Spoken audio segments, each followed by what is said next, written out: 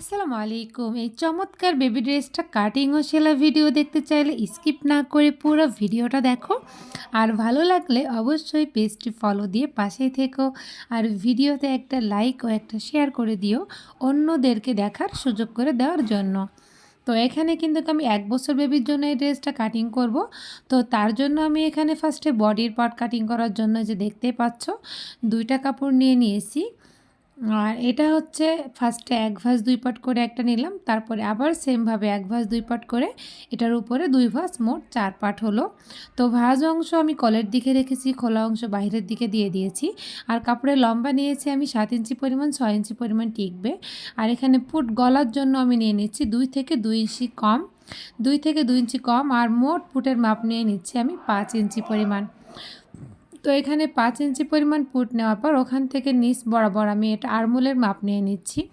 আর আরমোলের মাপ নিয়েছি আমি 4.5 ইঞ্চি পরিমাণ। আর তোমরা চাইলে কম বেশি করতে পারো, বগল টাইট লুজ এটা কোনো ব্যাপার না।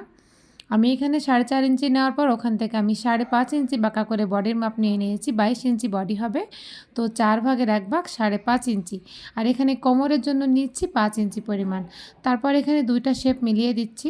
আর এখানে নিচের থেকে 1 ইঞ্চি পরিমাণ ডাউন দিব, এটা হচ্ছে অবশ্যই দিতে হয়, না হলে ড্রেসের কাটিং সুন্দর না হলে কিন্তু সেলাইটাও সুন্দর হয় না। আর পুটে কিন্তু সবসময় আমি 1/2 ইঞ্চি পরিমাণ ডাউন দিয়ে থাকি। তোমরা যারা আমার কাটিং ভিডিও দেখো তারা অবশ্যই জেনে থাকবা। তো এখন আমি কিন্তু মেজারমেন্ট অনুযায়ী কাটিং করে নিব। আর এখন কাটিং করতে করতে তোমাদেরকে আবারও রিকোয়েস্ট করব, তোমরা যারা এখনও আমার rakhiboutiques.com এই পেজটি ফলো করোনি অবশ্যই ভালোবেসে পেজটি ফলো করে দিও। আর লাইক কমেন্ট শেয়ার করতে ভুলো না। কিন্তু তোমাদেরকে একটা বিশেষ কথা জানাতে চাই, আমি এখন মেজারমেন্ট অনুযায়ী কাটিং করে নিচ্ছি, তোমরা খেয়াল করে দেখো। আর আমি তোমাদেরকে একটা বিশেষ কথা জানাতে চাই, সেটা হচ্ছে জানুয়ারিতে শুরু হতে যাচ্ছে আমাদের অনলাইন টেলারিং কোর্স। তো তোমরা যারা আগ্রহী আছো আমাদের পেজে দেওয়া হোয়াটসঅ্যাপ নাম্বারে অবশ্যই যোগাযোগ করবে। তো এখানে মূল যে গলার মাপ দিয়েছিলাম সেখান থেকে 1 ইঞ্চি বাড়তি করে কিন্তু একটা দাগ দিয়ে নিলাম। আর এই বাড়তি মেজারমেন্ট থেকে শুরু করে কিন্তু যতটুকু লম্বা রাখতে চাও গলা 4.5-5 সেই পরিমাণ কিন্তু কাটিং করে নিয়েছি বাঁকা করে। তো দেখতে পাচ্ছ তালপাট কাটিং করে নিয়েছি। আর পেছন পাটও কিন্তু সেমভাবে যেই আমি 2 ইঞ্চিতে দাগ দিয়ে রাখছিলাম সেখান থেকে 1 ইঞ্চি বাড়তি করে কিন্তু এখন আমি 1/2 ইঞ্চি পরিমাণ কাট করে ফেলে দিচ্ছি। এটা হচ্ছে কট সেট হবে, তো পটি হবে। সেই পটির জন্য আমি এখানে কাপড় নিয়ে নিয়েছি 3 ইঞ্চি চওড়া, এটাকে ভাঁজ দিয়ে আমি 1.5 ইঞ্চি করে ফেলবো। এইভাবে করে তারপর জয়েন্ট করতে হবে, তোমরা সেলাই দেখলে তখন বুঝতে পারবে। তো এখন আমি কিন্তু ঘেরের জন্য যে কাপড় দুটো নিয়েছি সেটা তোমাদেরকে দেখিয়ে দিচ্ছি। ঘেরের কাপড় আমি নিয়েছি 12 ইঞ্চি পরিমাণ। তো এখান থেকে 10 ইঞ্চি আর উপর থেকে 6 ইঞ্চি, মোট 16 ইঞ্চি লম্বা হবে। আর এটা হচ্ছে 1 বছরের বেবির জন্য। আর পাটটা আমি এই যে 2টা পাট করে নিচ্ছি। 2টা পাট করে নেওয়ার পর সামনের জন্য যে পাটটা হবে সেটার মাঝ বরাবর আবার এটা কাটিং করে 2টা ভাগ করে নিব, যেহেতু সামনে ফাড়া হবে পুরোটা।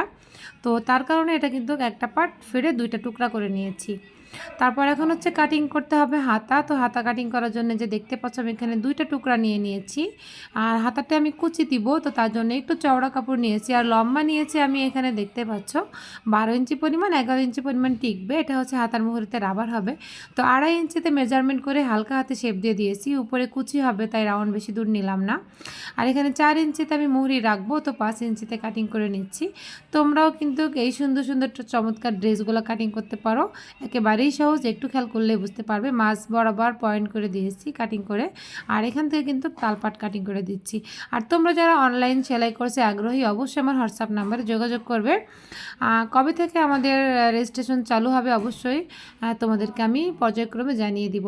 আর এখন আমি চলে আসছি মেশিনে। তো সর্বপ্রথম আমি মুহুরি সেলাই করে নিচ্ছি। আর এটা সেলাই করতে একটু ঝামেলা হচ্ছিল, কারণ পুরো কাপড়টাতে স্টোন ওয়ার্ক করা ছিল। এটা একটু সাবধানে সেলাই করতে হয়, নাহলে মেশিনে সুই ভেঙে যাওয়ার সম্ভাবনা থাকে।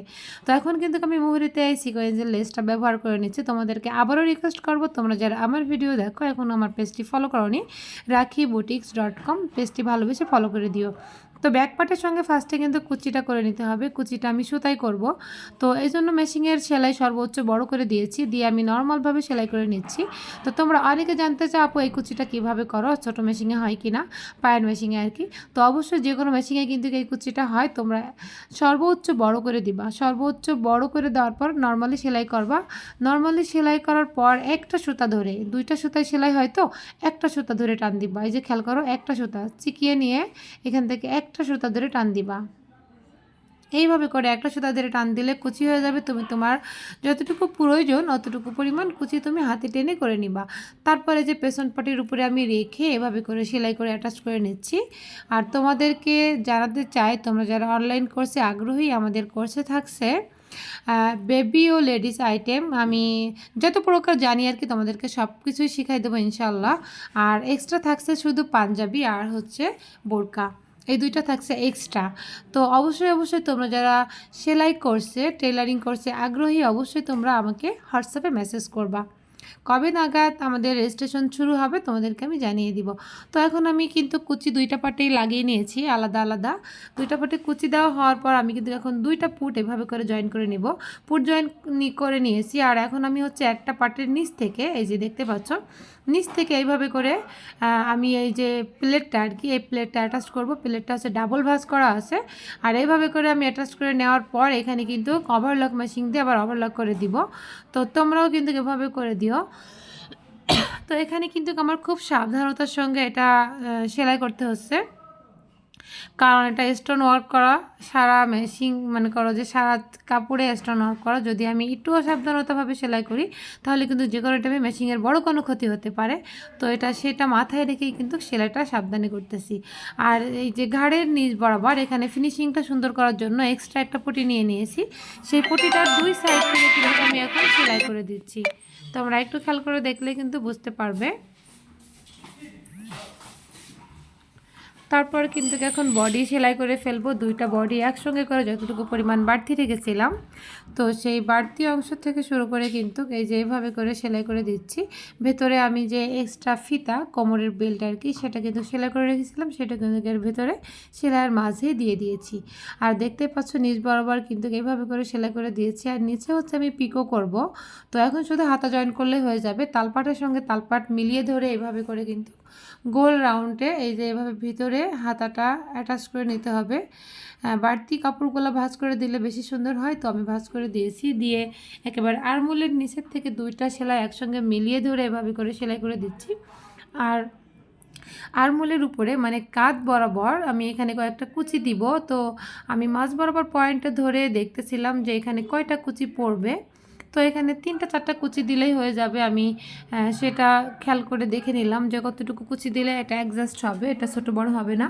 তো সেই অনুযায়ী আমি করতেছি। তোমরা তোমাদের যতটুকু পরিমাণ প্রয়োজন তোমরা সেই অনুযায়ী অবশ্যই করে নিবা। আর তোমরা অনেকেই বলো আপু ভিডিওটা স্পিডে হয়ে যায়, বুঝতে পারিনি। আসলে যারা একটু সেলাই কাজ বোঝে তারা কিন্তু সহজেই বুঝতে পারবে, যারা কখনো করে না তাদের জন্য তো বোঝা একেবারেই পসিবল না।